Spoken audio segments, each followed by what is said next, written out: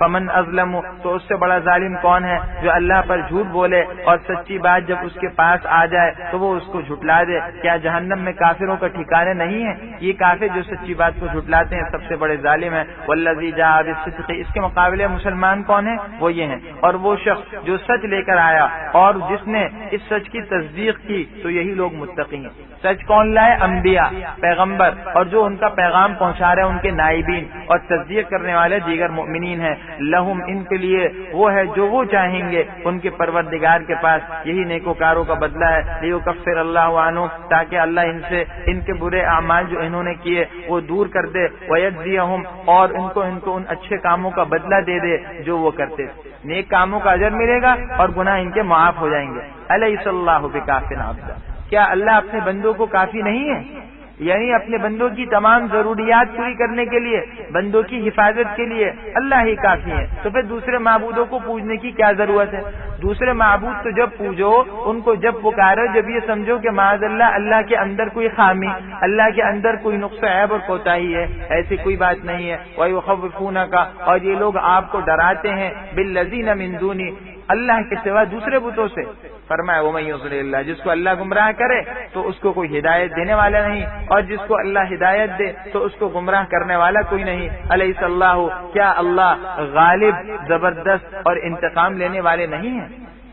تو پتہ یہ چلا کہ ان بتوں سے اور اللہ کے علاوہ ہر وہ چیز، ہر دور میں ہر وہ لوگ جو اللہ کے علاوہ اپنی طاقت سے، اپنی دنیاوی وسائل سے اور اپنی دیگر جو ہے وہ دنیاوی ترقیوں سے اور دیگر چیزوں سے لوگوں کو ڈراتے ہیں، یہ لوگ اس قابل نہیں کہ ان سے ڈرا جائے۔ ایک سچے مسلمان کی شان یہ ہوتی ہے کہ وہ اللہ ہی سے ڈرتا ہے۔ چنانچہ آگے اس کی مزید وضاحت کی، وَلَئِن سَأَلْتَهُمْ، فرمایا اور اگر آپ ان سے پوچھیں گے، ان مشرکوں سے پوچھیں گے کہ کس نے آسمانوں اور زمین کو پیدا کیا، تو وہ بھی جواب دیں گے اللہ، کہ اللہ نے پیدا کیا۔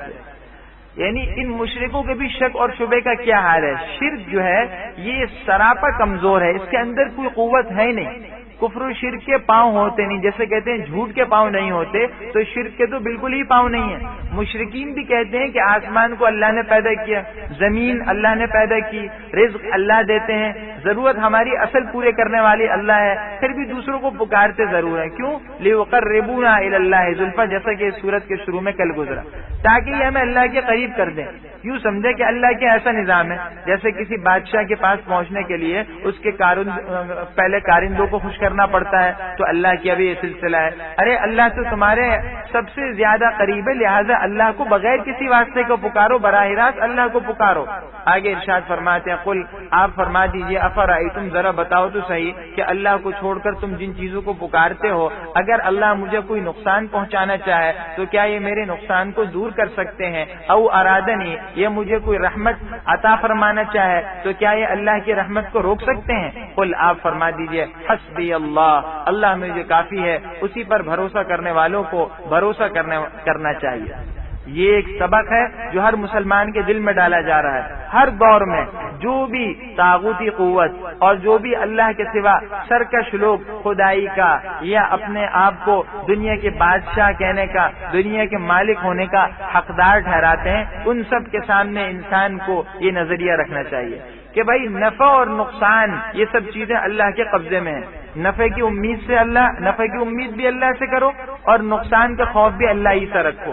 اسی کو حدیث میں دوسرے انداز میں اس طرح سمجھایا، فرمایا کہ اگر ساری کی ساری خلق خدا جمع ہو جائے اس بات پر کہ تمہیں نفع پہنچائے تو تمہیں وہی نفع پہنچا سکتی ہے جو اللہ نے تمہارے حق میں مقدر کیا، اور اگر ساری مخلوق تمہیں نقصان پہنچانا چاہے تو وہ تمہیں وہی نقصان پہنچا سکتی ہے جو اللہ نے مقدر کیا۔ رفعت الاقلام وجفت الصحف، کہ اللہ نے تقدیر میں جو کچھ لکھ دیا قلم سے لکھ دیا گیا ہے، فرشتوں نے لکھ دیا اللہ کے حکم سے، یہ خشک ہو گیا اور قلم اٹھا لیے گئے، تو معلوم یہ ہوا کہ اللہ کی طرف سے جو چیز طے ہو چکی ہے وہ ہو کر رہے گی، اور جس کا نہ ملنا طے ہوا ہے وہ اس سے انسان محروم رہے گا۔ تو امید صرف اور صرف اللہ ہی سے رکھو۔ قل، آپ فرما دیجئے، اے میری قوم، تم اپنی جگہ عمل کیے جاؤ، میں اپنی جگہ کام کرتا ہوں، فسوف تعلمون، ان قریب تم دیکھ لو گے کہ کس پر رسوا کن عذاب آتا ہے اور کس پر ہمیشہ ہمیشہ کا عذاب نازل ہوتا ہے۔ انا انزلنا علیک الکتاب، بے شک ہم نے آپ پر کتاب نازل کی ہے لوگوں کے لیے، یعنی لوگوں کی ہدایت کے لیے، بالکل برحق کتاب ہے، پس جو فائدہ حاصل کرے وہ اپنے ہی نفع کے لیے حاصل کرے گا، جو ہدایت حاصل کرے گا تو وہ اپنے نفع کے لیے فائدہ حاصل کرے گا، یعنی اس ہدایت سے اپنے آپ ہی کو نفع پہنچائے گا۔ ومن ضل، اور جو گمراہ ہوگا تو اس کی گمراہی کا نقصان اسی کو ہوگا، اور وما انت علیہم بوکیل، آپ ان پر کارساز و نگہبان نہیں۔ نبی کا کام پہنچانا ہوتا ہے، نبی کے نائبین کا کام پہنچانا ہے، بات کہہ دینا ہے، ڈنڈے کے زور پر منوانا کام نہیں ہے، پہنچا دینا ہے۔ اب جس نے ہدایت حاصل کی تو اس کو فائدہ ہوا، جو اس نے عمل نہیں کیا اس کو نقصان ہوا، لہذا کوئی انسان کسی کا ذمہ دار نہیں ہے۔ اللہ یتوفی الانفس، انسانوں کی بیچارگی کا حال تو یہ ہے کہ جب انسان سوتا ہے اس وقت میں بھی اللہ جل شانہ انسان کی روح کو لے لیتے ہیں، جب مرتا ہے تب تو روح بالکل ہی جسم سے الگ کر دی جاتی ہے، اور جب انسان سوتا ہے تو بھی روح جسم سے نکال لی جاتی ہے۔ یہ اور بات ہے کہ مرنے کے بعد جو ہے روح کا جسم سے تعلق ختم ہو جاتا ہے دنیا میں، اور سونے کے وقت میں روح اگرچہ جسم سے نکل جاتی ہے لیکن اس کا ایک تعلق باقی رہتا ہے۔ اب ہوتا کیا، اللہ کہتے ہیں کہ جس کے حق میں موت کا فیصلہ کر دیا اس کی روح تو اپنے پاس ہی رکھ لیتے ہیں۔ چنانچہ کتنے ایسے بھی واقع ہوتے ہیں کہ بہت سے لوگ سوتے سوتے اللہ کو چل دیتے ہیں، روح گئی تھی اور واپس ہی نہیں آئی، اللہ نے اپنے پاس رکھ لی۔ اور جس کے حق میں فیصلہ ہوتا نہیں ابھی زندگی ہے تو اس کی روح واپس بھیج دی جاتی ہے، لیکن روح جب بھیجی جاتی ہے تو ایک مقررہ وقت تک کے لیے بھیجی جاتی ہے۔ تو معلوم نیند میں بھی جو ہے انسان کے روح کا جسم سے جو تعلق ہے ایک اعتبار سے ختم ہو جاتا ہے۔ اسی لیے جس میں النوم اخو الموت، نیند کیا ہے، موت کی بہن، اسی لیے کہا گیا کہ جنت میں نیند نہیں ہوگی، جنت میں جب موت نہیں ہے تو نیند بھی نہیں ہے۔ تو معلوم یہ ہوا کہ انسان سوتا ہے تو سونے کے بعد جو پھر دوبارہ وہ زندہ ہوتا ہے، دوبارہ اٹھ رہا ہے، تو ایک نئی زندگی ہے۔ یہی وجہ ہے کہ حدیث میں ہمیں کیا تلقین کی گئی کہ یہ دعا پڑھو، الحمدللہ الذی احیانا بعدما اماتنا والیہ النشور۔ اور دیکھو سوتے وقت یہ دعا پڑھو، اللہم بسمک اموت واحیا۔ بتا دیے کہ یہ سونا ایک طریقے کا مرنا ہے، تو اللہ تمہیں رات دن یہ نمونہ دکھا رہے موت اور زندگی کا، کتنی مرتبہ تمہیں موت دے رہا اور کتنی مرتبہ زندگی دے رہے ہیں، اور یہ اللہ کی قدرت ہے۔ تو اللہ اس کے ذریعے سے بتانا چاہ رہے ہیں کہ تم سبق لے لو اور سمجھ لو کہ وہ حقیقی موت و حیات بھی یہی صورتحال ہے، اس کو بھی اسی پر تم جو ہے قیاس کر کے اور اسی سے سمجھ لو کہ بالکل اسی طرح ایک مرتبہ حقیقی موت آئے گی، جسم سے روح بالکل کھینچ لی جائے گی، پھر روح دوبارہ جسم میں واپس ہی نہیں آئے گی۔ تو فرمایا اللہ یتوفی الانفس، اللہ جل شانہ روحوں کو قبض فرما لیتے ہیں، حین موتہا، موت کے وقت، یعنی یہ فیصلہ کر دیتے ہیں موت کا، واللتی، اور اس کی بھی جو مرتا نہیں اس کی نیند کے اندر روح لے لیتے ہیں، فیمسک التی قضا علیہ الموت، تو جس پر اللہ موت کا فیصلہ کر لیتے ہیں اس روح کو تو اپنے پاس روک کے رکھ لیتے ہیں، ویرسل الاخری، اور دوسری روح کو جس کے بارے میں ابھی موت کا فیصلہ نہیں ہوا اس کو ایک مقررہ وقت تک کے لیے چھوڑ دیتے ہیں، یعنی دوبارہ جسم میں وہ بھیج دی جاتی ہے۔ ان فی ذالک، بے شک اس میں نشانیاں ہیں زبردست ان لوگوں کے لیے جو غور و فکر کرتے ہیں۔ سوچے تو صحیح کہ ابھی جو 6 گھنٹے ہم سو رہے تھے یہ کیا تھا، یہ موت تو تھی، ہمیں احساس ہی نہیں ہوا 6 گھنٹے کس طریقے سے گزر گئے، اور ہمارے سر پر کیا کچھ ہوتا رہا ہمیں خبر ہی نہیں پتہ چلی۔ لیکن بہر صورت ایک تعلق ہے، یہی وجہ ہے کہ جب کسی کو سوتے ہوئے جھنجھوڑا آتا ہے تو وہ اڑ جاتا ہے، کیوں، روح کا ایک تعلق باقی ہے، جیسے ہی جھنجھوڑا گیا فوراً وہ کرنٹ کی طرح وہ تعلق دوبارہ پورا قائم ہو گیا اور پوری کی پوری روح جسم میں واپس آ گئی۔ ام اتخذوا، کیا انہوں نے اللہ کے سوا اور سفارشی بنا لیے ہیں؟ آپ فرما دیجئے بھلا وہ اگر کچھ اختیار نہ رکھتے ہوں اور کچھ سمجھ نہ رکھتے ہوں تب بھی، پھر بھی تم اللہ کو چھوڑ کر ان کو سفارشی بناتے ہو اور یہ سمجھتے ہو کہ یہ ہماری سفارش کریں گے، حالانکہ تم دل سے خود بھی سمجھتے ہو کہ نہ یہ کچھ اختیار رکھتے ہیں نہ ان میں سمجھ ہے۔ قل، آپ فرما دیجئے للہ الشفاعۃ جمیعا، سفارش تو سب کے سب اللہ کے قبضے میں ہے۔ دیکھو اللہ کے یہاں سفارش ہوگی لیکن یہ قبضے میں اللہ کے کہ سفارش کرنے کا حق اسی کو ہوگا جس کے بارے میں اللہ اجازت دے، اور جس کے بارے میں اجازت نہیں ہوگی اس کے بارے میں ہرگز کوئی سفارش نہیں کر سکتا، کوئی ولی بھی نہیں کر سکتا، کوئی نبی بھی نہیں کر سکتا، سب اذن خداوندی کے اجازت کے منتظر ہوں گے، اور اجازت ملنے کے بعد بھی اسی شخص کے حق میں سفارش کر سکیں گے جس کے حق میں سفارش کی اجازت ہوگی۔ لہو، اسی کے لیے ہے آسمانوں اور زمین کی بادشاہت، پھر تم اسی کی طرف لوٹائے جاؤ گے۔ وَإِذَا ذُكِرَ اللَّهُ وَحْدَهُ اشْمَأَزَّتْ، ان مشرکوں کا حال بیان کیا جا رہا ہے کہ اور جب تنہا اللہ کا ذکر کیا جاتا ہے تو جو لوگ آخرت پر ایمان نہیں رکھتے ان کے دل منقبض ہو جاتے ہیں، اور جب اللہ کے سوا اوروں کا ذکر کیا جاتا ہے تو خوش ہو جاتے ہیں۔ آج ہم اپنا حال دیکھیں، جب یہ سبق دیا جائے کہ بھائی مدد کی امید اللہ ہی سے رکھو اور دیکھو اصل طاقت اللہ سے ملتی ہے، تو اطمینان پورا نہیں ہوتا۔ لیکن جب جو ہے کسی اور کا ذکر کر دیا جائے کہ جی ان کے ذریعے سے مدد ملے گی، اور کسی دنیاوی وسائل کا، طاقت کا ذکر کر دیا جائے تو فوراً اطمینان ہو جاتا ہے۔ بات یہ ہے کہ آج کے مومن کے دل میں بھی وہ یقین کی کیفیت نہیں ہے، اس لیے صرف اللہ کا ذکر کیا جائے تو وہ کیفیت پیدا نہیں ہوتی خوشی کی جو ہونی چاہیے۔ قل اللہم، آپ فرما دیجئے کہ اے اللہ فاطر السماوات والارض، جو آسمانوں اور زمین کا پیدا کرنے والا اور کھلی ہوئی اور چھپی ہوئی باتوں کا جاننے والا ہے، انتا، آپ ہی فیصلہ کریں گے اپنے بندوں کے درمیان ان چیزوں میں جن میں وہ اختلاف کرتے تھے۔ آج دنیا میں جو اختلاف ہو رہا ہے کہ کافر کچھ کہتے ہیں، مسلمان کچھ کہتے ہیں، اور آج کے دور میں مادہ پرستی کا جو دور ہے اس میں کیا اختلاف ہے کہ ایک نظریہ مادیت کا ہے، ایک نظریہ روحانیت کا ہے۔ ایک نظریہ کیا ہے کہ جی ہر چیز جو ہے وہ ان اسباب سے ہوتی ہے، طاقت سے ہوتی ہے، مال سے، پیسے سے، ان سے کام بنتے ہیں، اور ایک نظریہ دوسرا ہے وہ یعنی ان چیزوں سے کچھ نہیں آتا، اصل جو کچھ ہوتا ہے وہ اللہ کے حکم سے ہوتا ہے۔ تو اگر بندگی اختیار کر لو، کامل ایمان والے بن جاؤ اور تقوی والی زندگی اختیار کر لو تو سارے کام بن جائیں گے۔ آج ان چیزوں میں اختلاف ہو رہا ہے، اللہ کی حقیقت حال پتہ چل جائے گی۔ وَلَوْ أَنَّ، فرمایا اس وقت یہ حال ہوگا کہ اگر ظالموں کے پاس وہ سب کا سب مال و متاع ہو جو زمین میں ہو اور اس جیسا اور ہو، دنیا بھر کی جتنی چیزیں ہیں یہ بلکہ اس سے دگنی چیزیں ان کو مل جائیں، تو قیامت کا عذاب اتنا سخت ہوگا لَفْتَدَوْا بِهِ، تو قیامت کے روز برے عذاب سے چھٹکارا پانے کے لیے اس کے بدلے میں یہ ساری چیزیں دینے کو تیار ہو جائیں گے۔ وَبَدَا لَهُم مِّنَ اللَّهِ، اور ان کے سامنے اللہ کی طرف سے وہ باتیں ظاہر ہو جائیں گی جن کا ان کو گمان و خیال بھی نہیں تھا۔ اللہ کی طرف سے ان کے ساتھ وہ معاملہ ہوگا جس کی توقع نہیں تھی۔ عقل و سمجھ کی کمی کی بنا پر کیا سمجھتے تھے کہ جس طرح آج ہم اچھی حالت میں آخرت میں بھی اچھی حالت میں ہوں گے، نہیں، آخرت میں وہ معاملہ ہوگا جو وہم و گمان میں نہیں تھا۔ بالکل تنہا ہوں گے، نہ مال، نہ دولت، نہ وہ کرسی، نہ وہ منصب جس پر غرور تھا، ہر چیز چھوڑ دے گی، اور فرمایا کہ تم وَلَقَدْ جِئْتُمُونَا فُرَادَا، تنہا ہوگے بالکل۔ فرمایا وَبَدَا لَهُمْ، اور ان کے سامنے ان کے اعمال کی برائیاں ظاہر ہو جائیں گی، اور وہ عذاب جس کا یہ مذاق اڑایا کرتے تھے وہ ان کو گھیر لے گا ہر طرف سے۔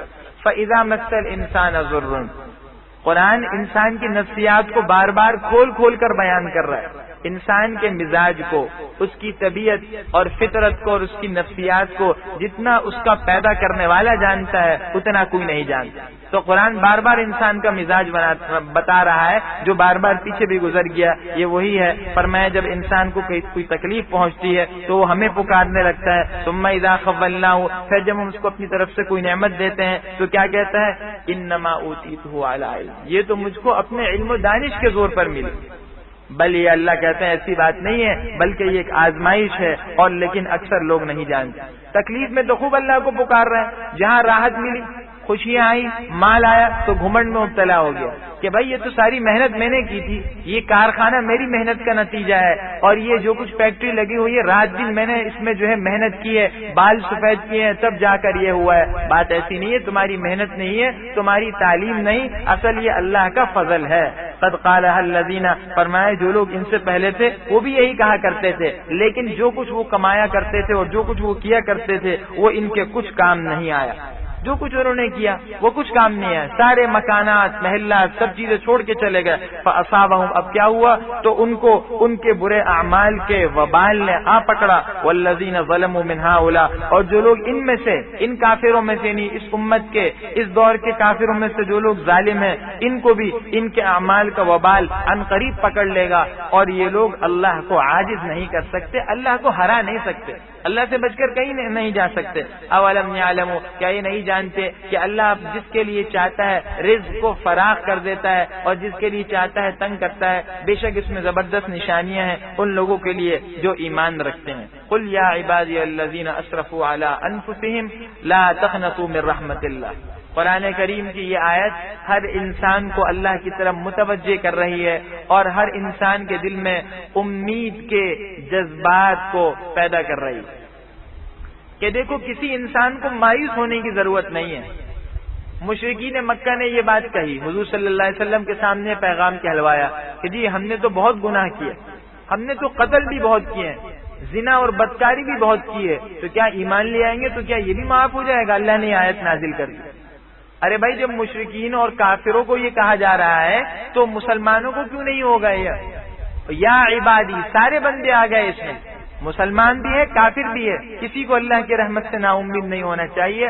اللہ کی رحمت کا دروازہ ہر وقت کھلا ہے اور اللہ جل شانہ کی رحمت کا دروازہ جو ہے کھلا ہے. انسان جیسا ہی اللہ کے سامنے توبہ کرے گا تو پھر کیا ہوگا؟ اللہ جل شانہ گناہوں کو معاف کر دیں گے, کتنا ہی گناہ گار کیوں نہ ہو. حتیٰ کہ کافر اور مشرک بھی اگر ایک مرتبہ صدق دل سے کلمہ پڑھ لے تو اس کی ساری کفر کی گندگیاں دھل جائیں گی. چنانچہ اللہ کا معاملہ ہوتا ہے بہت سو کے ساتھ ایسا خصوصی کہ ساری زندگی کفر و شرک میں گزر گئی, ساری زندگی برے کاموں میں گزر گئی, لیکن کیا ہوا؟ بالکل آخر وقت میں جبکہ موت کا وقت سر پر آ گیا اللہ نے کلمے کی توفیق دے دی. تو اس کلمے میں یہ قوت ہے کہ عمر بھر کے جتنے گناہ اس کو ختم کر دیتا ہے, اللہ نے ختم کر دیا. لہذا کسی انسان کو مایوس نہیں ہونے چاہیے. لوگ کہتے ہیں جی کیا کریں جی ہم سے گناہ جو ہے وہ چھوٹتے ہی نہیں ہیں.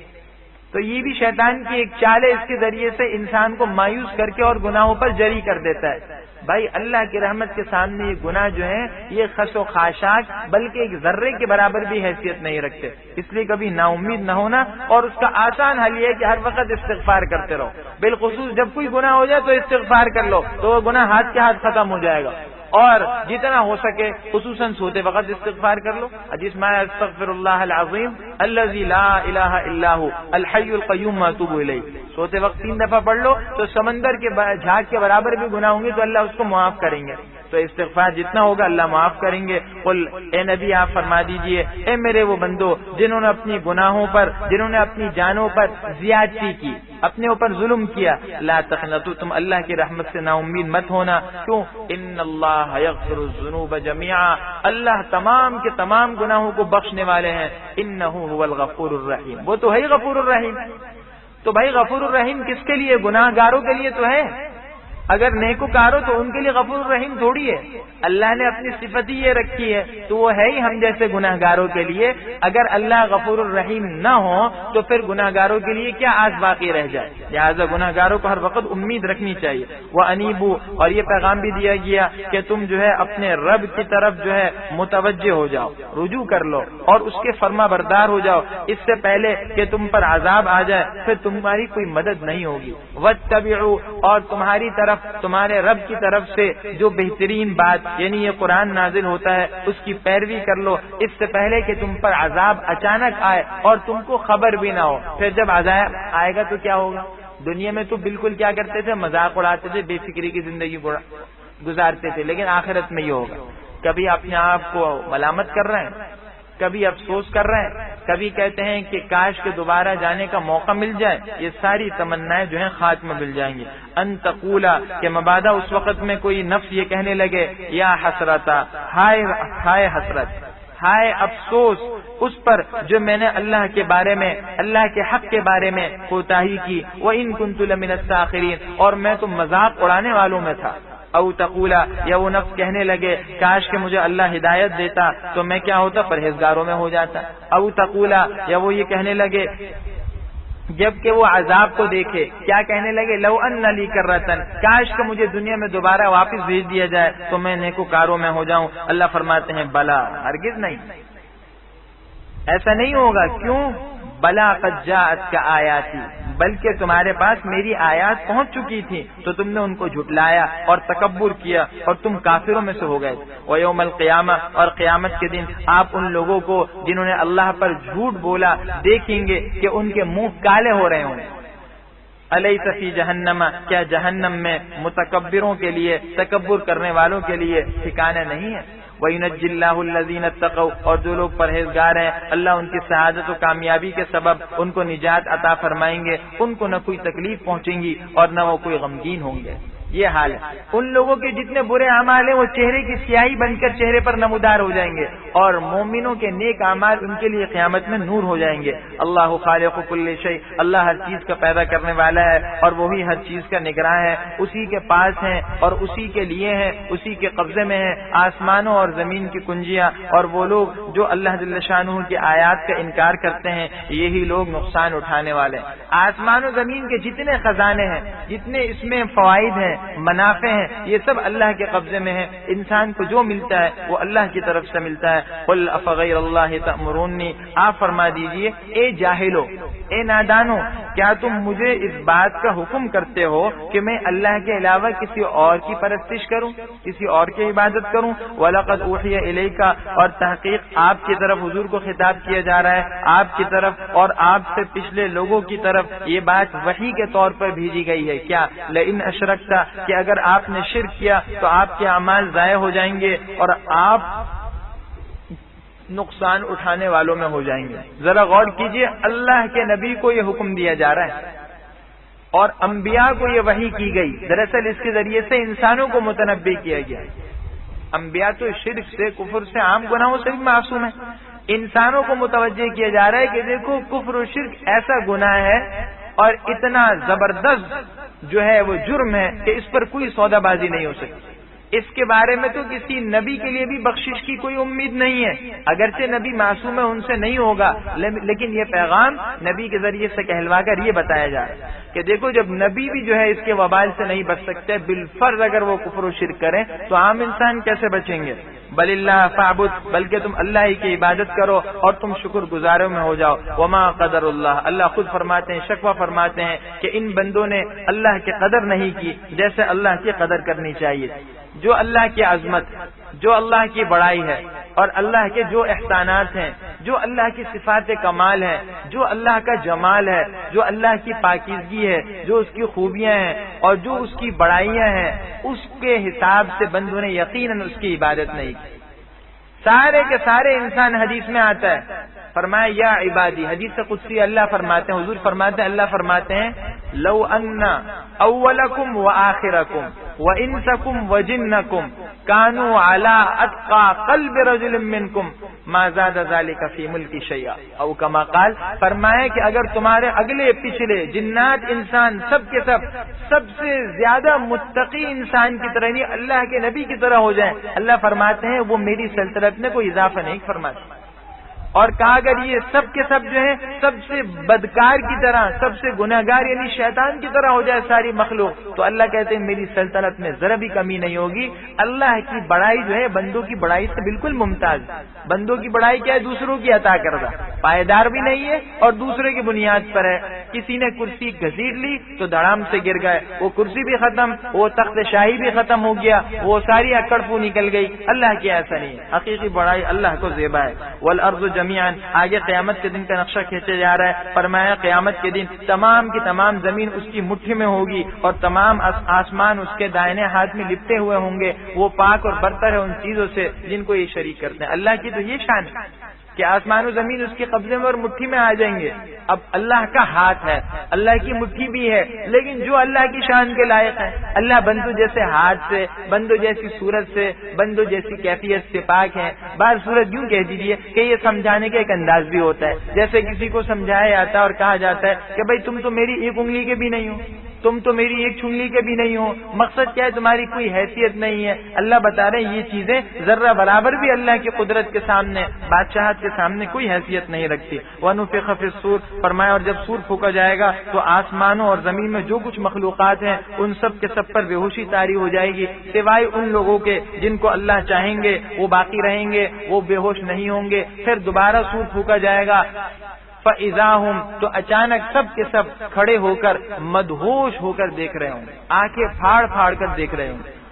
3 مرتبہ سور پھونکا جائے گا، پہلی مرتبہ سور پھونکا جائے گا، سب پر بے ہوشی کی سی کیفیت آئے گی، پھر سور پھونکا جائے گا، سب پر موت آ جائے گی، پھر سور پھونکا جائے گا، سب کے سب دوبارہ زندہ ہو جائیں گے۔ چنانچہ بہت سے حضرات نے بہت سے حدیث کی بنا پر یہ تفسیر کیا، اگرچہ احادیث میں اس کی اور بھی تفسیر ملتی ہے، اور مرتبہ سور پھونکے جانے کا بھی ذکر آتا ہے۔ بہرحال یہ 3 مرتبہ سور پھونکنا زیادہ مشہور ہے۔ تو معلوم ہو گیا کہ جب سور پھونکا جائے گا تو کوئی موت سے اور بے ہوشی سے نہیں بچ سکے گا، سب پر موت آئے گی۔ ہاں چند فرشتے من شاء اللہ، وہ کون ہیں؟ علماء نے کہا حاملین عرش، وہ فرشتے جنہوں نے عرش کو اٹھایا ہوا، جس کا ذکر آگے صورت میں آ رہا ہے۔ تو ایسے یہ فرشتے، ان پر وہ کیفیت طاری نہیں ہوگی، اور جنت کی جو حور ہیں اور جنت میں جو مخلوقات ہیں وہ، لیکن ایک وقت ایسا بھی آئے گا کہ ان پر بھی موت آ جائے گی، حتیٰ کہ جب سب کے سب مر جائیں گے مقربین وہ بھی، تو حضرت عزرائیل کو کہا جائے گا کہ اپنی روح بھی قبض کرو، تو ایک دہشت ناک چیخ ماریں گے جس کے تصور سے انسان کا کلیجہ پھٹ جائے، تو ان کی بھی روح نکل جائے گی اور سوائے اللہ کے کوئی باقی نہیں رہے گا۔ پھر وہ اعلان ہوگا جس کا ذکر اگلی صورت میں آ رہا ہے، وَأَشْرَقَتِ الْأَرْضُ، اب میدان محشر کی کیا کیفیت ہوگی، اور زمین اپنے پروردگار کے نور سے جگمگا اٹھے گی، اور وَوُضِعَ الْكِتَابُ، اور اعمال ناموں کا دفتر اور کتابچہ رکھ دیا جائے گا بندوں کے سامنے، وجیہ، اور لائے جائیں گے انبیاء بھی اور گواہ بھی، جو دیگر امت کے نیک بندے ہیں ہر امت میں یہ گواہ ہوں گے، وقضی بینہم، اور لوگوں کے درمیان انصاف سے فیصلہ ہوگا اور ان پر کوئی ظلم نہیں ہوگا، ووفیت، اور ہر انسان نے جو عمل کیا ہوگا اس کو پورا پورا بدلہ دیا جائے گا اس کا، اور اللہ خوب جانتے ہیں ان کاموں کو جو وہ کرتے ہیں۔ دیکھو اللہ کا جو نظام ہے دنیا کے نظام سے بالکل مختلف ہے۔ دنیا کا کتنا ہی کمپیوٹرائز سسٹم ہو، بعض صورت اس کے اندر فنی اعتبار سے کوئی نہ کوئی خرابی، کوئی فالٹ آ جاتا ہے، لیکن اللہ کی ایسی بات نہیں، اللہ جل شانہ کی ایسی بات نہیں ہے۔ اللہ کیا انسان کے ذرہ ذرہ ہر عمل کی حرکت جو ہے وہ شمار کی جا رہی ہے، اور ایسا نہیں کہ کوئی عمل انسان نے نہ کیا وہ زبردستی لکھ دیا جائے، ایسا ظلم نہیں ہوگا، اور کسی اور نے کیا ہو اس کا عمل جو ہے اس کے نام اعمال میں غلطی سے آ جائے، ایسا بھی نہیں ہوگا، اور یہ بھی نہیں ہوگا کہ کوئی کام نہ کیا وہ موجود نہ ہو، یہ بھی نہیں۔ وسیق الذین کفروا، آگے کافروں اور جنتیوں کے حال کا ذکر ہے کہ کافر کس انداز میں دوزخ کی طرف جائیں گے اور جنتی کس انداز میں۔ زمر، دونوں گروہوں کی شکل میں، اسی لیے اس کو سورہ زمر کہتے ہیں۔ کافروں کو بھی مختلف جماعتیں ہوں گی کیونکہ کفر کی مختلف نوعیتیں ہیں، ہر ایک کسی کا کفر شرک کی صورت میں ہے، کسی کا کفر جو ہے الحاد کی صورت میں ہے، کسی کا کفر جو ہے آتش پرستی کی صورت میں، مختلف صورتیں۔ اسی طرح جو ہے پھر گناہ گاروں کی بھی مختلف صورتیں ہیں، گناہ بھی مختلف قسم کے ہیں، اور نیک اعمال بھی جو ہے وہ مختلف ہیں، اس لیے جنتیوں کی جماعتیں الگ اور دوزخیوں کی جماعتیں ان کے اعمال کے اعتبار سے الگ، لیکن دوزخیوں کے ایسے دھتکار کر ہکار کر لے جایا جائے گا جیسے چرواہا بکریوں کو جانوروں کو ہکار کر لے آتا ہے اور پھینک دیا جائے گا، اور جنتیوں کو بڑے شاہانہ انداز میں جنت کی طرف لے جایا جائے گا۔ وسیق الذین کفروا، فرمایا اور کافروں کو گروہ گروہ بنا کر جہنم کی طرف لے جایا جائے گا، یہاں تک کہ جب وہ وہاں آئیں گے اس کے دروازے کھول دیے جائیں گے، اور دوزخ کا داروغہ کہے گا کہ کیا تمہارے پاس تم ہی میں سے ایسے پیغمبر نہیں آئے تھے جو تمہارے سامنے تمہارے رب کی آیات پڑھ کر سناتے تھے اور تمہیں اس دن کے آنے سے، اللہ کے اس دن حاضر ہونے سے ڈرایا کرتے تھے؟ قالو، کہیں گے بلا، کیوں نہیں، بالکل ایسی بات تھی، ولیکن اصل بات یہ ہے کہ کافروں پر عذاب کی بات ثابت ہو گئی، اللہ کا چونکہ فیصلہ تھا ان پر عذاب آنا ہے لہذا وہ ہو گیا۔ قیلا، کہا جائے گا کہ جہنم کے دروازوں میں داخل ہو جاؤ اور اس میں تم ہمیشہ ہمیشہ رہو، بس متکبروں کا ٹھکانہ بہت برا ہے، یہ بہت برا ٹھکانہ، اور اس کے برخلاف جنتیوں کا ٹھکانہ دیکھیے، وسیق الذین اتقوا، اور وہ لوگ جو متقی ہیں، پرہیزگار ہیں، ان کو جنت کی طرف لے جایا جائے گا، ہکا کر نہیں، سیقہ کا مطلب کیا ہے کہ ان کو اطمینان کے ساتھ لے جایا جائے گا، شاہانہ انداز میں، حتی اذا جاؤہا، یہاں تک کہ جب وہ آئیں گے، وفتحت ابوابہا، وہاں کیا کہا گیا تھا، فتحت ابوابہا، دوزخ کا دروازہ بعد میں کھولے جائے گا جب وہ پہنچیں گے، اور یہاں کیا ہے پہلے سے دروازے کھلے ہوں گے۔ جب کوئی معزز مہمان آتا ہے تو میزبان پہلے سے گھر کے دروازوں کو کھول دیتا ہے اور خود اس کے استقبال میں آ کر نیچے کھڑا ہو جاتا ہے تاکہ مہمان کا پورا اعزاز و اکرام ہو۔ وہاں یہی صورت ہوگی، جنت کے دروازے پہلے سے کھلے ہوں گے اور فرشتے استقبال کے لیے دروازوں پر موجود ہوں گے، اور سلامتی کی بارش ہوگی، سلام کہہ کر ان کا استقبال کیا جائے گا۔ وقال لهم خزنتها، اور جنت کے داروغہ ان سے کہیں گے سلام علیکم، تم پر سلامتی ہو، تم بہت ہی اچھی حالت میں رہے تو تم یہاں پر ہمیشہ ہمیشہ رہو۔ وقال الحمد للہ الذی صدقنا وعدہ، اور یہ جنتی کہیں گے کہ سب تعریف تعریف اللہ کے لیے ہے جس نے اپنا وعدہ ہم سے سچ کر دکھایا اور ہمیں اس زمین کا یعنی جنت کا مالک بنا دیا. ہم اس جنت میں جہاں چاہے ٹھہریں, جہاں چاہے ٹھکانہ بنائیں. اللہ فرماتے ہیں فنعم اجر العاملین, ان عمل کرنے والوں کا, کام والوں کا جو اجر و ثواب ہے وہ بہت ہی عمدہ ہے. جنتیوں کے لیے جنت اتنی وسیع ہوگی کہ اس کا کوئی تصور نہیں ہو سکتا, اور جنت میں بھی جہاں چاہے رہیں. اس کا مطلب کیا ہے کہ اپنی جنت میں تو ہے ہی, جس کی جو مسافت ہے, جس کی طول و عرض ہے وہ اللہ ہی بہتر جانتے ہیں, آسمانوں اور زمین سے کہیں گنا زیادہ. ایک ادنی جنتی کو ایک دنیا کے بادشاہ سے کہیں زیادہ جو ہے وہ سلطنت ملے گی, لیکن اس کے علاوہ تفریح و ملاقات کے طور پر ایک دوسرے سے بھی ملنے جائیں گے. جیسا حدیث سے معلوم ہوتا ہے کہ چھوٹا جنتی بڑے جنتی سے ملنے جائے گا وہاں پر, اور کسی کو کوئی غم نہیں ہوگا, دوسرے کو زیادہ نعمت میں دیکھ کر کوئی کڑھن نہیں ہوگی, ہر ایک اپنے اپنے حال پر خوش ہوگا, اور پھر آپس میں خوش گپیاں ہوں گی اور مذاق. تو بھائی گپے لگانے کا اور تسلی سے بات کرنے کا اور فرصت سے جو ہے وہ محفلیں لگانے کا وقت تو وہ جنت کا ہے. جنت میں ہر طریقے کے انعامات ہوں گے.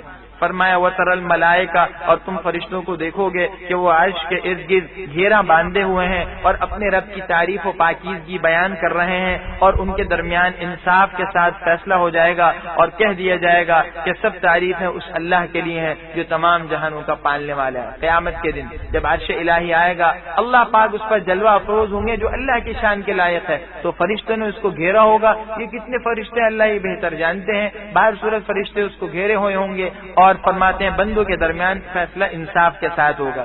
آگے سورہ مومن شروع ہو رہی ہے. اس کو سورہ مومن اس لیے کہتے ہیں کہ اس سورت میں فرعون کے خاندان کے ایک مومن شخص کا ذکر ہے, ایک ایسے مومن کا ذکر ہے جو حضرت موسیٰ پر ایمان لایا تھا, اور یہ فرعون کے خاندان کا تھا, اور اس نے حضرت موسیٰ کا دفاع بھی کیا تھا اور فرعون کو کھلے دربار میں نصیحتیں کی. یہ مکی سورت ہے, اس میں 85 آیات اور اس سورت کے اندر 9 رکوع ہیں. اس سورت کا آغاز جو ہے قرآن کریم کی حقانیت کے اعلان سے ہو رہا ہے. اس صورت میں اللہ جل شانہ نے اپنی توحید کو اور آخرت کے عقیدے کو بہت پرزور انداز میں بیان فرمایا. چنانچہ قرآن کریم کی حقانیت کے بیان کے ساتھ اپنی 6 صفات بیان فرمائی. بسم اللہ الرحمن الرحیم.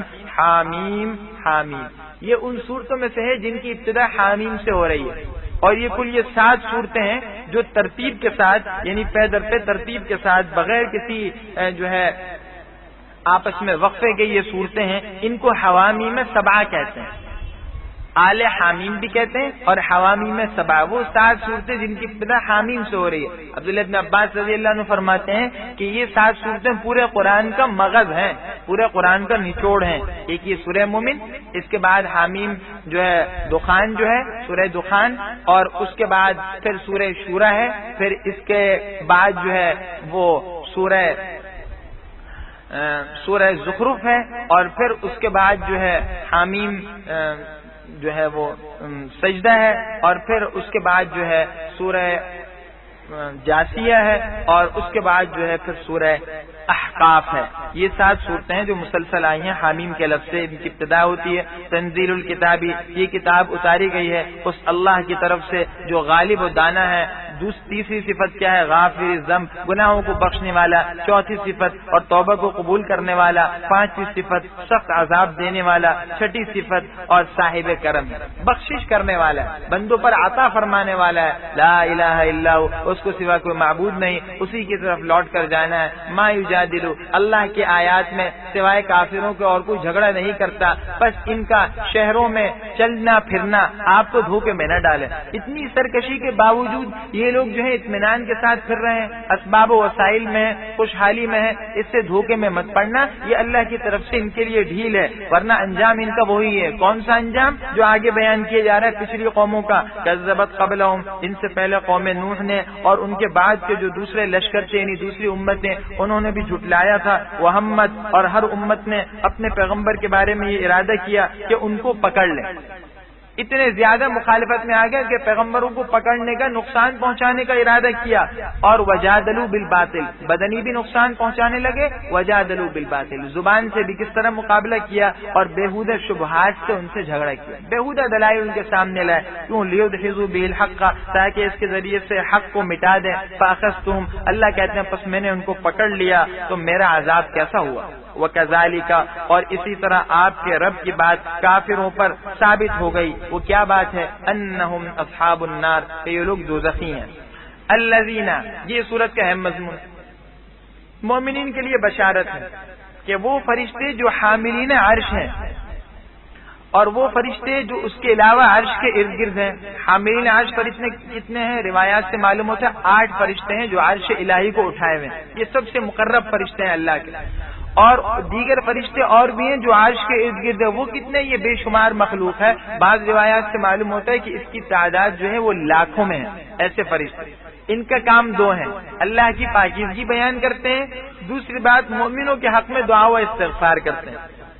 مومنوں کے حق میں دعا استغفار کرتے ہیں کہ اللہ آپ ان مسلمان بندوں کی مغفرت کر دیجئے، آخرت کے عذاب سے بچا لیجئے، ان کو ہمیشہ کے باغات دے دیجئے، اور صرف ان کو نہیں بلکہ ان کے آبا و اجداد، ان کی جتنی اولاد ہے، ان سب کے ساتھ یہ معاملہ کیجئے. تو مسلمانوں کے لیے کتنی بشارت ہے کہ وہ مقربین فرشتے جنہیں اللہ کا سب سے زیادہ قرب ہے وہ بھی ان کے لیے استغفار کر رہے ہیں. الذین یحملون العرش، وہ فرشتے جو عرش الہی کو اٹھائے ہوئے ہیں اور جو فرشتے اس کے ارد گرد ہیں، یہ سب کے سب اپنے رب کی تعریف و پاکیزگی بیان کرتے ہیں. وَيُؤْمِنُونَ بِهِ، اور اس پر ایمان رکھتے ہیں اور ایمان والوں کے لیے بخشش کی دعا کرتے ہیں. کیا الفاظ؟ یہ الفاظ کہتے ہیں ربنا، اے ہمارے رب، آپ کی رحمت اور آپ کا علم ہر چیز کو سمائے ہوئے، اللہ کی مہربانی ہر چیز کو اور اللہ کا علم ہر چیز کو سمائے ہوئے ہیں. فاغفر، تو آپ ان لوگوں کی مغفرت فرما دیجئے جنہوں نے توبہ کی اور آپ کے بتائے ہوئے راستے کے پیچھے چلے، اور ان کو جہنم کے اور دوزخ کے عذاب سے بچا دیجئے. ربنا، اے ہمارے رب، ان کو داخل فرما دیجئے ہمیشہ ہمیشہ کے باغات میں جن کا آپ نے ان سے وعدہ کیا ہے. ومن صلح، صرف ان کو نہیں بلکہ ان کے آبا و اجداد میں سے اور ان کی بیویوں میں سے اور ان کے اولاد میں سے جو نیکوکار ہیں، ان سب کو بھی اس میں داخل فرما دیجئے. بے شک آپ غالب و دانا ہیں. وقہم السیئات، اور انہیں اس دن کی تکلیفوں سے اور اس دن کے وبال سے بچائیے گا. ومن تق السیئات یومئذ، اور جس کو آپ اس دن کی تکلیفوں سے اور مصائب سے بچا لیں گے، فقد رحمتا، تو آپ نے اس پر واقعی رحم کیا. یعنی حقیقی مرحوم وہ ہے، وہ شخص جس پر اللہ کی مہربانی ہے، حقیقی وہی مہربانی کا مستحق، اور جس کو یہ کہا جائے کہ اس پر اللہ کی مہربانی ہوئی، یہ وہ آدمی ہے جو قیامت کی تکلیفوں سے بچ گیا. اور یہی سب سے بڑی کامیابی ہے. ایک دنیا کی کامیابی ہے، ایک آخرت کی، اور حقیقی کامیابی آخرت کی ہے. ان الذین کفروا، بے شک وہ لوگ جو کافر ہیں ان کو پکارا جائے گا. پکار کر کیا کہا جائے گا کہ دیکھو، لمقت اللہ اکبر من مقتکم انفسکم، جب تم کو ایمان کی طرف بلایا جاتا تھا اور تم کفر و انکار کرتے تھے تو اللہ تم سے اس وقت اس سے زیادہ ناراض تھا جتنا تم آج اپنے آپ سے بیزار ہو. آج تم عذاب کو دیکھ کر اپنے اوپر پچھتا رہے ہو. انسان کوئی برا کام کرتا ہے دنیا میں، کوئی برا فیصلہ کرتا ہے، بعد میں اپنے آپ کو کوستا ہے، ملامت کرتا ہے، تو آخرت میں جب انجام دیکھیں گے تو اپنے آپ سے بیزار ہو جائیں گے، خود اپنے آپ سے مایوس ہو جائیں گے اور اپنے آپ کو ملامت کریں گے. اللہ فرمائیں گے اس وقت کہ دیکھو، دنیا میں جب تم کفر کرتے تھے تو اللہ تم سے اس سے کہیں زیادہ بیزار و ناراض تھا. قالوا ربنا، اور کریں گے اے ہمارے رب، آپ نے ہمیں 2 مرتبہ موت دی اور 2 مرتبہ زندگی دی، بس ہم نے اپنے گناہوں کا اقرار کر لیا، تو کیا اس سے نکلنے کی کوئی صورت و راستہ ہے؟ 2 موت کون سی ہیں؟ ایک موت تو وہ جو اس زندگی سے پہلے کی ہے. انسان پیدا ہونے سے پہلے کیا تھا؟ معدوم. قرآن میں آیا لم یکن شیئا مذکورا، اس کا کوئی وجود ہی نہیں تھا. تو پیدا ہونے سے پہلے تو کوئی وجود نہیں تھا، یہ ایک موت ہوئی. اب جب زندگی مل گئی تو یہ ایک زندگی ہو گئی. اس زندگی کے بعد موت ہو گئی، یہ دوسری موت ہے. اور اس کے بعد دوسری زندگی وہ ہوگی جو آخرت میں ملے گی، جبکہ قیامت کے دن اٹھایا جائے گا تو اعتراف کریں گے اور اللہ سے کوئی صورت مانگیں گے کہ خلاصی کی کوئی صورت مل جائے. اللہ کہیں گے ایسا نہیں ہوگا، اب کوئی صورت نہیں. کیوں؟ ذالکم، یہ اس وجہ سے ہے کہ جب تم کو یہ بات بتائی جاتی تھی، کیا اذا دعی اللہ وحدہ، کہ جب تنہا اللہ کو پکارا جاتا تھا تو پھر کیا تھا؟ تم اس کا انکار کرتے تھے. جب تمہیں اللہ کی دعوت دی جاتی تھی کہ ایک خدا کو مان لو تو انکار کرتے تھے. وہی یشرک بھی، اور جب اس کے ساتھ شرک ہوتا تھا تو تم اس کو قبول کر لیا کرتے تھے. شرک کو مان لیتے اور توحید جو حقیقت ہے اس کا انکار کرتے. تو پھر اللہ فرماتے ہیں اب فیصلہ اسی ذات کے قبضے میں ہے جو بلند و برتر اور بڑا ہے. هو الذی، وہی ذات ہے جو تم کو اپنی نشانیاں دکھاتی ہے. وَيُنَزِّلُ لَكُمْ، اور وہ ذات تمہارے لیے آسمان سے طرح طرح کے رزق اتارتی ہے. غور کیا جائے تو سارے رزق جو زمین سے نکل رہا ہے یہ بارش ہی کے نتیجے میں تو ہے، اور بارش آسمان سے آئی ہے۔ فرمایا وما یتذکروا، اور نصیحت تو وہی لوگ حاصل کرتے ہیں جو رجوع کرنے والے ہیں اللہ کی طرف۔ فادعوا اللہ، پس تم اللہ ہی کو پکارو، اسی کے لیے عبادت کو خالص کرتے ہوئے، چاہے یہ کافر لوگ کتنا ہی برا مانے۔ رفیع الدرجات، وہ ذات بلند و بالا درجوں والا، اور ذو العرش، اور وہ صاحب عرش۔ اللہ بلند درجے والے نے، اللہ کی بلندی کی کوئی انتہا نہیں ہے، اور اللہ صاحب عرش ہے، عرش پر جلوہ افروز ہے جو اللہ کی شان کے لائق، اور عرش کی بلندی کا تصور نہیں ہو سکتا۔ حدیث میں کہ ساتوں آسمان و زمین جو ہیں یہ عرش کے کرسی کے مقابلے میں ایسے جیسے کہ ایک میدان میں ایک چھلا، اور وہ کرسی عرش الہی کے مقابلے میں ایسے جیسے کہ ایک بڑے میدان میں ایک چھلا، تو عرش کی بلندی کا کوئی تصور ہی نہیں کیا جا سکتا۔ ہزاروں سال کی مسافت آسمانوں سے اوپر، پھر بھی انسان اس تک نہ پہنچ سکے۔ فرمایا کہ یلقی الروح من امرہ، وہ اپنے بندوں میں سے جس پر چاہتا ہے وحی نازل فرماتا ہے، لینذر، تاکہ اپنے حکم سے وحی نازل کرتا ہے تاکہ ڈرائے، کس سے؟ یوم التلاق، ملاقات کا دن، جس دن اللہ سے ملاقات ہوگی، اللہ کے سامنے حاضری ہوگی۔ یوم ہم بارزون، جس دن وہ سب کے سب نکل پڑیں گے، اور اللہ پر ان سے ان کی کوئی چیز پوشیدہ نہیں ہوگی۔ لمن الملک اليوم، آج بادشاہت کس کی ہے؟ قیامت کے دن سب اللہ کے سامنے ہو جائیں گے۔ بارز اس چیز کو کہتے ہیں جو بالکل نمایاں ہو، تو حدیث گیا اور اس کا بھی دماغ چلتا ہوا معلوم ہوتا ہے۔ خیر اس کے باوجود عتبہ جو ہے وہ ایمان نہیں لایا، لیکن بہر صورت اتنی بات ہے کہ ان آیات کو سن کر وہ متاثر ہوا تھا، اور یہ آیات خود جو ہے قرآن کے اور حضور کی حقانیت کا اعلان کر رہی ہیں۔ وقالو، یہ کافر کہتے ہیں کہ ہمارے دل اس چیز سے جس کی طرف تم ہمیں بلاتے ہو پردوں میں، اور ہمارے کانوں کے اندر بوجھ ہے، ومن بیننا وبینک، اور ہمارے اور آپ کے درمیان پردہ ہے، بس آپ اپنا کام کریے، ہم اپنا کام کرتے ہیں۔ آج اگر کسی کو سمجھاؤ تو کہتا ہے کہ جی اپنا کام کرو بس جی، ہمیں ہمارا کام کرتے رہنے دو۔ تو کافروں نے بھی یہی کہا کہ جی ایک پردہ ہے، لہٰذا بات سمجھ میں نہیں آتی، ضد میں اور عناد میں کہتے تھے، اور مذاق اڑاتے ہوئے یہ کہتے تھے، اور کانوں کے اندر کوئی بوجھ ہے جس کی وجہ سے کان بند ہے، ہم سنتے ہی نہیں آپ کی بات۔ اور بھائی جو ہے جہاں تک یہ بات ہے کہ آپ جو کچھ کہہ رہے ہیں تو دلوں پر کوئی اثر ہو، تو دلوں کے اندر تو جو کیا ہے پردہ پڑا ہوا ہے، اور دل جو ہے غلاف کے اندر، یہ ضد اور عناد میں کہتے تھے۔ حضور کو جواب بتایا گیا، قل، آپ تو اتنی بات فرما دیجئے کہ میں تمہاری طرح کا انسان ہوں، میری طرف یہ وحی کی جاتی ہے کہ تمہارا معبود صرف ایک معبود ہے، بس تم اسی کی طرف بالکل سیدھے ہو کر متوجہ ہو جاؤ اور اس سے بخشش طلب کرو۔ میں تو انسان ہوں، کوئی خدا نہیں ہوں، میرا کام دعوت دینا ہے، اور تمہاری طرح کا ہوں۔ حضور کو خود بار بار کہلوایا جا رہا ہے، حضور خود اعلان کر رہا ہے۔ اب بھی اگر کوئی عقل کا اندھا حضور کو معاذ اللہ خدا کہنے لگے، خدا کا بیٹے کہنے لگے، ایک ہے جی حضور تو جو ہے کہ نور ہے، وہ عام بشر نہیں ہے، تو یہ اس کی غلط فہمی ہے۔ حضور عام انسانوں کی طرح انسان ہے، یہ اور بات ہے کہ شکل و صورت میں عام انسانوں کی طرح ہے۔ اللہ کے نبی وہ انوارات جو اللہ کی طرف سے آپ پر پیغمبری کے اور دوسرے مضامین نازل ہوتے تھے، اس کی وجہ سے آپ اتنے پاکیزہ ہیں کہ خلق خدا میں سب سے ممتاز ہیں۔ فرمایا وویل للمشرکین، اور ہلاکت ہے مشرکوں کے لیے، وہ لوگ جو زکوٰۃ ادا نہیں کرتے اور وہ آخرت کا انکار کرتے ہیں۔ مشرک جو ہے اگرچہ مسلمان نہیں ہوا لیکن زکوٰۃ کا مطلب کم سے کم خیرات تو دے دے، انسانیت کے ناطے کسی کو خرچ کرے، لیکن وہ کسی کو خرچ کر کے انسانیت کے ناطے بھی نہیں دیتے اور آخرت کا انکار کرتے ہیں۔ اس کے برخلاف ان الذین آمنوا، اللہ کے بندے، وہ بندے جو ایمان لائے اور انہوں نے نیک کام کے لیے، ان کے لیے ایسا اجر ہے جو ختم ہونے والا نہیں، بے انتہا اجر ہے۔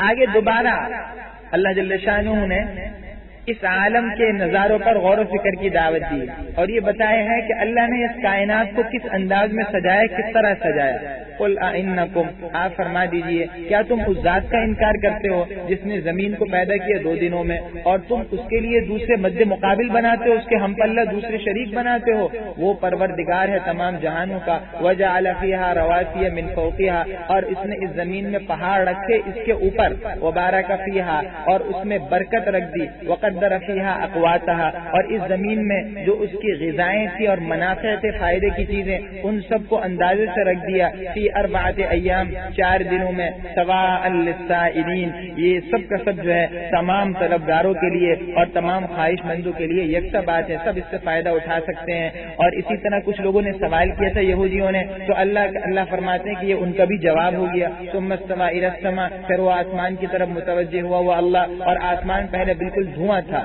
آج کی سائنس نے تحقیقات کے بعد یہ نتیجہ نکالا ہے، اور برسوں تحقیقات بلکہ صدیوں کی تحقیقات کے بعد اپنی رصدگاہوں میں بیٹھ کر اربوں کے وسائل خرچ کر کے اس نتیجے پر پہنچے کہ ایسی صورتحال تھی کہ پہلے کیا تھا، آسمان و زمین بالکل ملے ہوئے تھے، پھر الگ ہوا، بگ بینگ، یہ ایک بہت بڑا دھماکہ ہوا تھا، اس کے نتیجے میں یہ دنیا جو ہے وہ وجود میں آئی ہے۔ اللہ نے پہلے سے یہ ساری صورتحال قرآن میں بیان کر دی، اس کی طرف صرف اشارہ کیا ہے، فرمایا فقال لہا، آسمان کو اور زمین کو کہا کہ تم دونوں یا تو خوشی کے ساتھ آ جاؤ یا زبردستی، کہنے لگے ہم خوشی سے آتے ہیں۔ کیا مطلب؟ یعنی اللہ نے آسمانوں اور زمینوں کے اندر جو نظام پیدا کرنا چاہا تھا اس کی دعوت دی انہیں کہ یا تو تم اس نظام کو خوشی سے قبول کر لو یا زبردستی قبول تو کرنا ہوگا۔ زمین میں کیا نظام ہے، طرح طرح کے تغیرات ہوتے ہیں، زمین سے جو ہے مختلف قسم کے منافع بار بار نکلتے ہیں، زمین میں تبدیلیاں ہوتی رہتی ہیں۔ اسی طرح آسمان کا بھی یہی حال ہے، پہلے دھوا تھا، پھر اس میں آسمان بننا تھا، 7 آسمان بننے تھے،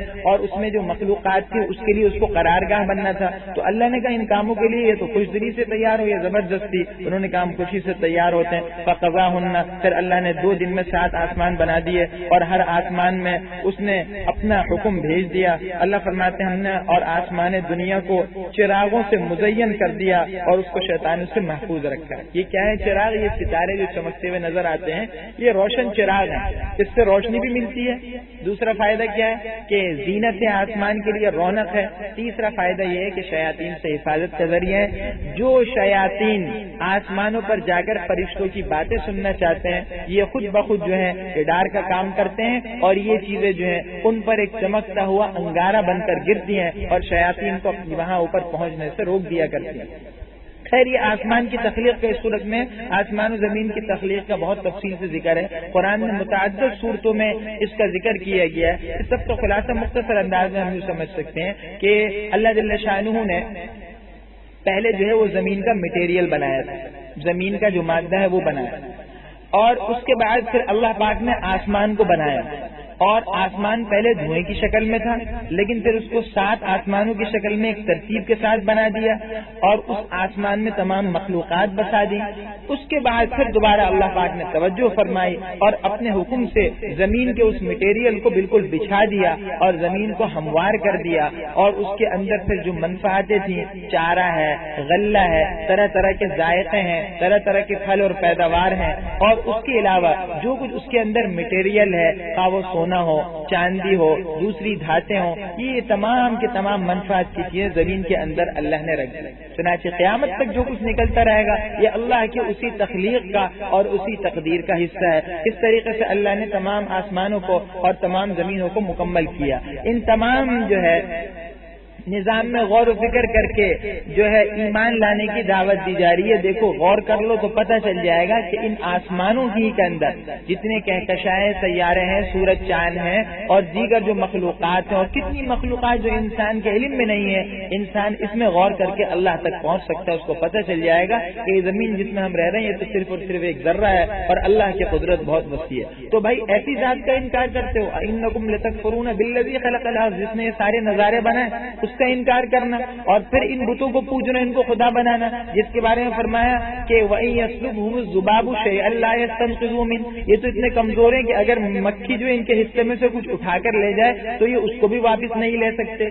تو یہ تو انتہائی زیادتی کی بات ہے۔ اس لیے علماء نے کہا کہ کفر کی جتنی صورتیں ہیں ان میں شرک جو ہے وہ سب سے بدتر صورت ہے، کہ یہ سب سے احمقانہ حرکت ہے، یعنی عقل کے اعتبار سے وہ انتہائی گری ہوئی حرکت ہے، یہ بعید حرکت ہے کہ بتوں کو پوجنا، خصوصاً مشرکین جو کرتے تھے کہ 2 پتھر لیے، جو صاف چکنا پتھر ہے اس کو عبادت کے لیے رکھ لیا، جو توڑا مڑا پتھر ہے اس کو سنجے کے لیے استعمال کر لیا، ایک مٹھائی ہے اس کو کھا رہے ہیں اور پھر اسی کو دوبارہ جو ہے بت کی شکل میں بنا لیتے ہیں، پھر اس کو توڑ کر جو ہے اس کی پوجا کر کے اس کو توڑتے ہیں اور اس کو دوبارہ کھانا شروع کر دیتے ہیں۔ یہ کون سی سمجھ ہے؟ فَإِنْ أَعْرَضُوا، اگر یہ پھر بھی بے رخی برتتے ہیں، نہیں مانتے، تو فقل، آپ فرما دیجیے دیجیے میں تم کو ڈراتا ہوں ایک چنگاڑ سے، جیسے کہ وہ چنگاڑ اور چیخ قوم عاد و سمود پر آئی تھی، اذ جاءتہم الرسل، جبکہ ان کے پاس رسول آئے، ان کے سامنے سے بھی اور ان کے پیچھے سے بھی، اور یہ پیغام لے کر آئے کہ دیکھو صرف اللہ کی عبادت کرنا۔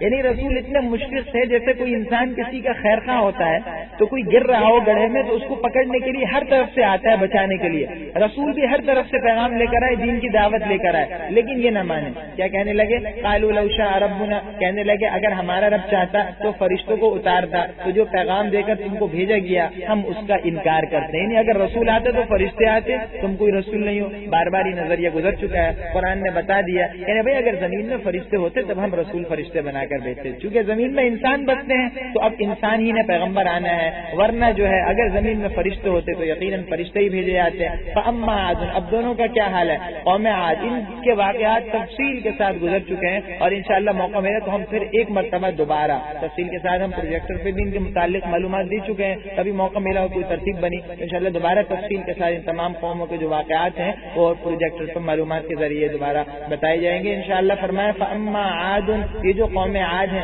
انہوں نے زمین میں ناحق تکبر کیا اور کہنے لگے ہم سے زیادہ طاقتور کون ہے، اپنی قوت پر نازتا، جیسے کہ آج کے سپر پاور کو اور آج کے جو بادشاہ ہے دنیاوی نظام کے اعتبار سے ان کو اپنی قوت پر ناز ہے۔ ان کے اندر تو جسمانی قوت بہت تھی، قوت یہ تھی کہ پہاڑ سے جو ہے چٹان کو کاٹ کر اپنے ہاتھ سے توڑ کر الگ کر دیا کرتے تھے۔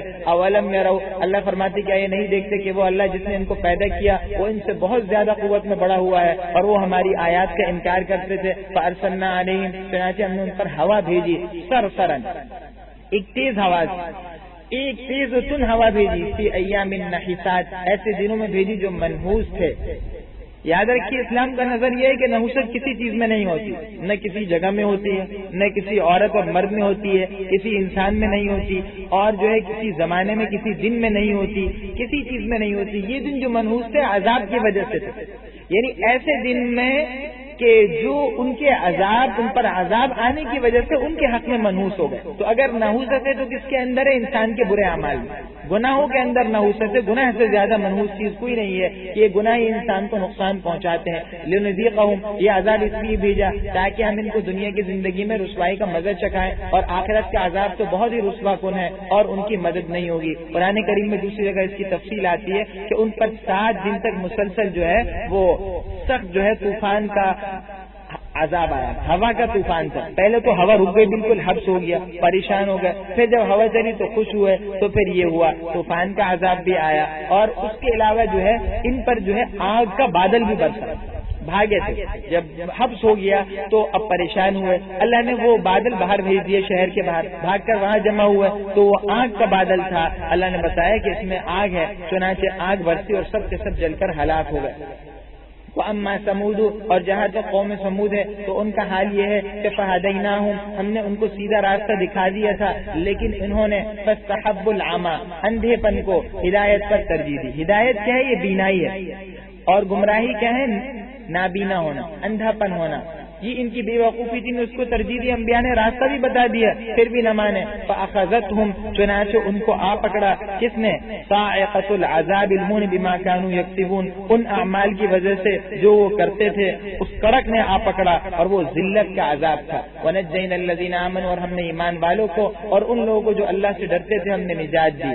آگے قیامت کا نقشہ دوبارہ بیان کیا جا رہا ہے جو بار بار پچھلی صورت میں بیان ہوا۔ وَيَوْمَ يُحْشَرُ، اور جس دن خدا کے دشمن آگ کی طرف چلائے جائیں گے، یوزعون، اور ان کو روک بھی دیا جائے گا، ان کو روک دیا جائے گا، پہلے روک دیا جائے گا، ترتیب وار بنایا جائے گا تاکہ سب اکٹھے ملے، پھر ان کو اکٹھے ان کافروں کو دوزخ میں ڈالا جائے۔ حتی اذا ما جاؤہا، یہاں تک کہ جب یہ اس دوزخ پر پہنچ جائیں گے، شہد علیہم، تو ان کی کان اور ان کی آنکھیں اور ان کی کھالیں، یعنی ان کے جو دوسرے اعضاء اور جسم ہیں، وہ خود ان کے خلاف گواہی دیں گے ان اعمال کی جو وہ کرتے تھے۔ وقالو، چنانچہ یہ کہیں گے۔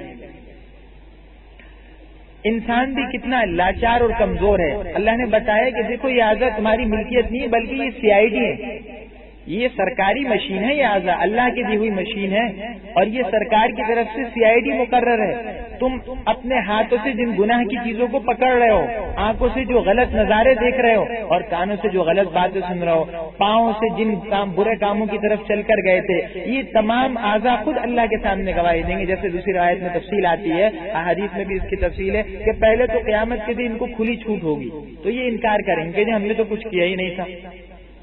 تو اللہ فرماتے پھر ہم ان کے منہ پر مہر لگا دیں گے، جیسے سورہ یاسین میں الیوم نختم علی افواہہم، منہ بند ہو جائے گا، منہ بولے گا نہیں۔ اب ان کے اعضاء بولنا شروع کر دیں گے، ہاتھ بتائے گا کہ مجھ سے یہ گناہ ہوا، کان بتائے گا یہ گناہ ہوا، دیگر اعضاء بتائیں گے یہ گناہ ہوا، چہرہ بتائے گا یہ گناہ ہوا، رگڑ رگڑ کر صاف کیا جاتا تھا اس چہرے کو، اللہ کے نبی کی سنت کو مٹایا جاتا تھا، تو یہ سارے چہرے اور یہ تمام اعضاء گواہی دیں گے۔ اب جب گواہی دیں گے تو یہ ان کو لعن طعن شروع کریں گے، ارے کمبختو تم نے ہمیں کہاں پھنسایا، یہ جو ہم کچھ کرتے تھے تمہیں فائدہ دینے کے لیے تو کرتے تھے، اور آج تم خود ہمیں جو ہے تم خود ہی کیا کر رہے ہو، اس دوزخ میں ڈلوا رہے ہو۔ وہ کہیں گے ہم کیا کریں، اللہ نے ہمیں گویائی دی ہے، ہم تو اللہ کی مخلوق ہے، تمہاری ملکیت نہیں ہے، جب اللہ بلوا رہے ہیں تو ہم بولیں گے۔ وقالوا چنانچہ یہ لجلودہم اپنے جسم کو، اپنی کھالوں کے یعنی جسم کے اعضاء کو کہیں گے، لما شہدتم علینا، تم ہمارے خلاف کی گواہی دیتے ہو، دنیا میں تمہیں ہی تو مزے دینے کے لیے ہم یہ کرتے تھے، حرام لقمہ پیٹ میں ڈالتے تھے تاکہ پیٹ کو اور زبان کو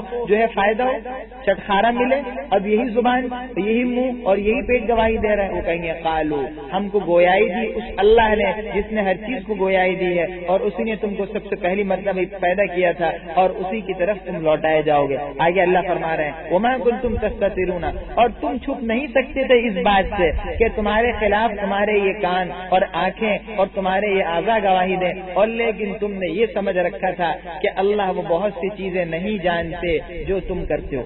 دنیا میں جب پردے ڈال کر گھر کے دروازے بند کر کے اور چھپ کر جب تم جاتے تھے تو تم یہ سمجھتے تھے کہ شاید اب تم ہر چیز سے چھپ گئے، حالانکہ تمہارے یہ اعضاء یہ تو تمہارے خلاف خود بخود گواہ ہیں، ان کو تو تم اور موقع دے رہے ہو، تو تم کیسے چھپ سکتے ہو۔ وذالکم، اور یہ تمہارا وہ گمان تھا، یہ تم نے اپنے رب کے بارے میں خیال کر رکھا تھا۔ کیا گمان؟ کہ جی اللہ ہمیں نہیں دیکھ رہا اور ہم اللہ سے چھپ گئے۔ ارداکم، اسی گمان نے تم کو ہلاک کیا، بس تم ان لوگوں میں سے ہو گئے جو نقصان میں اور خسارے میں ہیں۔ فَإِن يَصْبِرُوا، اللہ فرماتا ہے انہیں کوئی چین نہیں ہے، اگر وہ صبر کریں تو آگ ان کا ٹھکانہ ہوگا، اور اگر وہ کوئی عذر بیان کرنا چاہیں اور وہ یہ چاہیں کہ وہ خوش کریں کس اللہ کو، تو ان کا کوئی عذر قبول نہیں ہوگا۔ وَقَيَّضْنَا لَهُمْ قُرَنَا، اور ہم نے ان پر ایسے شیاطین مسلط کر دیے کہ فَزَيَّنَ لَهُمْ، جنہوں نے ان کے لیے ان کے اگلے اور پچھلے تمام اعمال کو مزین کر دیا تھا، اور ان پر جنات اور انسانوں کی جماعتیں جو ان سے پہلے گزر چکی ہیں ان پر بھی خدا کی وہ بات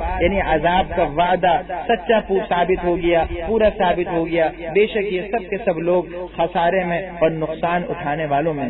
وقال الذین کفروا، اور کافر کہتے ہیں لا تسمعوا، کہ تم اس قرآن کو مت سنو اور دیکھو شور مچا دیا کرو تاکہ تم غالب ہو جاؤ۔ یہ مشرکین کا ایک جو ہے طرز عمل تھا کہ جب دیکھتے تھے اس قرآن سے تو ہر کوئی متاثر ہو رہا ہے۔ بات یہ ہے کہ اسلام دین فطرت ہے، اور قرآن میں جو کچھ باتیں ہیں یہ انسان کی فطرت کی آواز ہے، تو فطرت تو مسخ نہیں ہوتی۔ کافر بھی ہو تو وہ بھی اس قرآن کو غور سے سنے گا، اور کتنے واقعات موجودہ زمانے میں کہ کافروں نے سنا، ان کی آنکھوں سے آنسو بہے، اور بہت سے لوگ قرآن کے مختلف مضامین اور اسلوب کو دیکھ کر ایمان لائے۔ تو اب ان کافروں کو مشرکوں کو بڑی فکر ہوئی کہ اللہ کہ ایسا کرو کہ جب قرآن پڑھا جایا کرے نا تو کہیں یہ لوگ متاثر نہ ہو جائیں، اس لیے کیا کیا کرو شور مچانا شروع کر دیا کرو۔ تو بے ہنگم آوازیں نکالتے اور شور مچاتے، اس کا فائدہ کیا ہوگا کہ تم غالب آ جاؤ گے، یعنی پھر کیا ہوگا قرآن کی طرف توجہ نہیں رہی۔ بعض علماء نے یہاں لکھا ہے اور مفسرین نے لکھا ہے کہ آج کے زمانے میں جو یہ بہت سی جگہ طرز عمل چل پڑا ہے کہ دکانوں پر برکت کے طور پر کیا کرتے ہیں، ریڈیو کھول دیتے ہیں اور قرآن کریم کی اس میں تلاوت کی آواز ہوتی ہے، روزانہ ریڈیو میں قرآن کی تلاوت نشر ہو رہی ہے، یہ کوئی کیسٹ لگا دی، تو وہ کیسٹ لگا دی ہے یا وہ ریڈیو چل رہا ہے، قرآن کی تلاوت ہے، اور اپنے کاموں میں مشغول ہیں، کام دھندوں میں مشغول ہیں، آپس میں بات چیت ہو رہی ہے، حتیٰ کہ گالم گلوچ بھی ہوتا ہے، سب کچھ ہوتا ہے، اور قرآن بھی چل رہا ہے۔ وہاں قرآن چل رہا ہے، یہاں حرام کمائی ہو رہی ہے، وہاں قرآن چل رہا ہے، یہاں آپس میں بات چیت اور ہنسی مذاق ہو رہا ہے، یہ بھی اس کے اندر داخل ہے، یہ کافروں کا طرز عمل ہے۔ اس لیے جب قرآن سنایا جائے تو کوئی وقت مقرر کر لو، اس وقت میں سارے کام چھوڑ کر قرآن کی طرف متوجہ ہو جاؤ، یا پھر وہ قرآن کی آواز مت چلاؤ۔ وہ مت تاکہ ایک رسمی سلسلہ نہ ہو. بھائی دین کوئی رسومات کا نام تھوڑی ہے کہ اپنے کام بھی کر رہا ہے, روزانہ دکان کھولتے وقت جو ہے تلاوت چلا لی کہ اس کی وجہ سے برکت ہو جائے گی. برکت اس سے تو نہیں ہوتی, برکت تو عمل کرنے سے ہوتی ہے. تو قرآن یہ کوئی رسمی چیز نہیں ہے کہ اس کو چلانے سے تمہیں فائدے حاصل ہو جائیں گے, بلکہ الٹا گناہ ہے. فَلَنُذِيقَنَّ الَّذِينَ كَفَرُوا, اللہ فرماتے ہیں ہم ان کافروں کو ان قریب بہت سخت عذاب کا مزہ چکھائیں گے اور ان کو ان برے اعمال کا بدلہ دیں گے جو وہ کیا کرتے تھے. ذَلِكَ جَزَاءُ أَعْدَاءِ اللَّهِ النَّارُ, یہ اللہ کے دشمنوں کا بدلہ ہے, ان کی سزا ہے. اور وہ کیا ہے؟ آگ, جس میں ان کو ہمیشہ, جس میں ان کے لیے ہمیشہ ہمیشہ رہنے کا گھر ہے. اور یہ بدلہ ہے اس کا کہ وہ ہماری آیات کا انکار کیا کرتے تھے. اب دیکھیے دنیا میں جن لیڈران کے پیچھے چلتے تھے ان کے پیچھے چل چل کر ان کے جھنڈے ہلایا کرتے تھے اور ان کے زندہ باد ہونے کے نعرے لگایا کرتے تھے, آخرت میں کیا طرز عمل ہوگا ان کے بارے میں؟ وقال الذین کفروا, کافر کہیں گے اے ہمارے رب ہمیں وہ لوگ دکھائیے جنات اور انسانوں میں سے جنہوں نے ہمیں گمراہ کیا, نجعلہما تحت اقدامنا, ہم انہیں اپنے پاؤں سے کچل دیں, اپنے پاؤں کے نیچے کر کے ان کو جو ہے خوب مسلیں, لیکونا من الاسفلین, تاکہ یہ بالکل پست میں سے رسوا اور ذلیل و خواروں میں سے ہو جائے. تو قیامت میں یہ ساری دنیاوی مفادات کی بنیاد پر جو دوستی ہے دشمنی میں بدل جائے گی اور ہر ایک دوسرے کو برا بھلا کہے گا, مورد الزام ٹھہرائے گا اور ہر ایک جو ہے دوسرے پر خار کھائے گا, غصہ اتارے گا.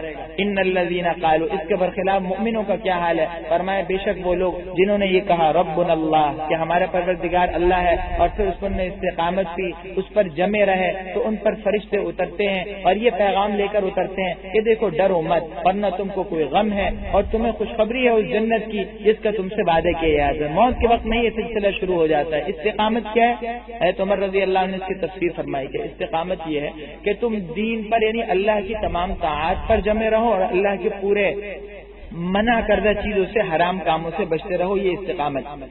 شریعت پر جمنا, دوسرے لفظوں میں یہ سمجھیے کہ استقامت کیا ہے کہ انسان ساری زندگی اس طرح گزارے کہ بال کے برابر بھی شریعت سے ہٹ نہ سکے. یہ معیار ہے انسان کی نیکی کا. علماء نے فرمایا اور اہل اللہ نے فرمایا, مفسرین نے فرمایا کہ جتنی کرامتیں ہیں, خواہ وہ انسان ہوا میں اڑنا شروع کر دے یا پانی پر چلنا شروع کر دے یا اور کوئی کارنامہ انجام دے, وہ اس استقامت کے مقابلے میں ہیچ ہیں. ان کرامتوں کی کوئی حیثیت نہیں. اصل استقامت یہ دیکھو کہ کون سا آدمی شریعت کی کتنے مطابق عمل کر رہا ہے. اور یہ انسان کا امتحان ہوتا ہے کیونکہ دنیا میں مراحل تو آتے ہیں, خوشی کے بھی غمی کے بھی. چلو غمی میں اللہ کو پکار رہے ہیں, لیکن جب خوشی کا موقع آیا تو اب اپنے سارے ارمان پورے کرنے کی کوشش کی, حلال و حرام کی تمیز اڑ گئی, تو استقامت کا.